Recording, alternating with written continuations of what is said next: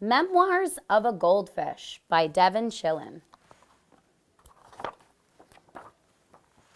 Day 1, I swam around my bowl.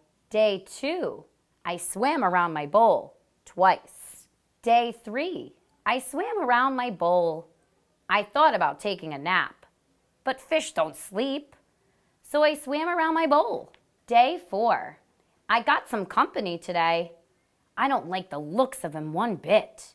He doesn't say anything. He just bubbles. Day 5. Mr. Bubbles still hasn't said a word. He just looks at me.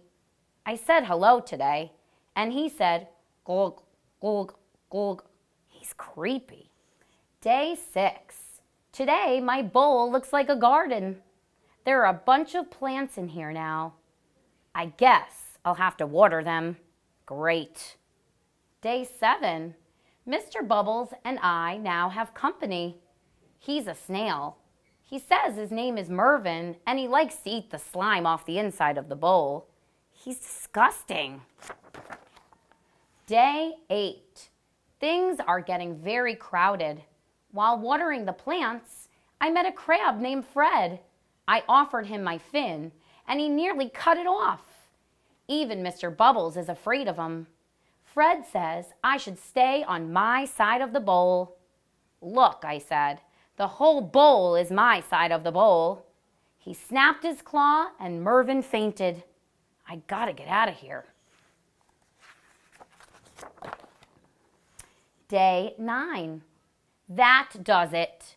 My bowl now contains a sunken pirate ship, 2 guppies named Rhoda and Clark, and an angelfish named Cha-Cha who says she's from Hollywood. I can't turn around without bumping into something. At least Mervin is happy. There's more gunk on the side of the bowl every day. Day 10. This is ridiculous. I was trying to find room for a swim today when Rhoda and Clark told me they're going to have babies soon.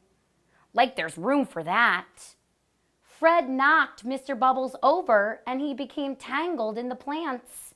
Cha-Cha said she couldn't help with Mr. Bubbles but needed me to apply her sunscreen. The sides of the bowl are now covered in slime, and Mervin says he's too full to eat any more. Yuck. Day 11. I'm a nervous wreck. Trying to avoid Fred, I turned too quickly this morning and came face to face with a reflection in the mirror. I nearly jumped out of my gills. I don't even look like myself anymore. I need to relax. Day 12. I've had it. Rhoda and Clark were racing around the bowl. Fred was fighting with Mr. Bubbles. Mervin kept belching, and Cha-Cha told me I was standing in her light. I just lost it. This is my bowl, I screamed. I want my bowl back. Day 13. Today I got my wish, sort of. With a whoosh and a splash and a clank and a plunge, I suddenly found myself in a very tiny bowl of clear, pure water. It was small, but it was all mine. It was heavenly. I swam around my new bowl twice. But I started to wonder what had happened to everyone. When I last saw Mr. Bubbles, he was tangled in green. Who would help him? Poor Mervin was probably sick as a dogfish. He needs me. Cha-Cha will get a sunburn without me around. What about Rhoda and Clark? Did Rhoda have her baby guppies? There are probably 1,000 of them. They need me to make guppy bottles and change guppy diapers. Even Fred needs me. I'm the only one who can really talk to that crabby guy. Have they even noticed that I'm gone? Does anyone miss me? I started to cry. And that's not easy for a fish to do. Day 14. After a long, sad night, there was a whoosh and a splash and a clank and a plunge, and I was suddenly sprayed in the face with bubbles. Mr. Bubbles gurgled a happy tune. Rhoda and Clark raced by me like two speedboats, followed by 12 of the cutest baby guppies you've ever seen. Mervyn waved his tail at me from the nice, clean glass of our enormous tank.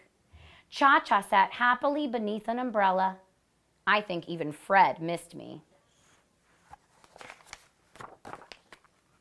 We were all back together, and I looked around and realized I was part of a big family.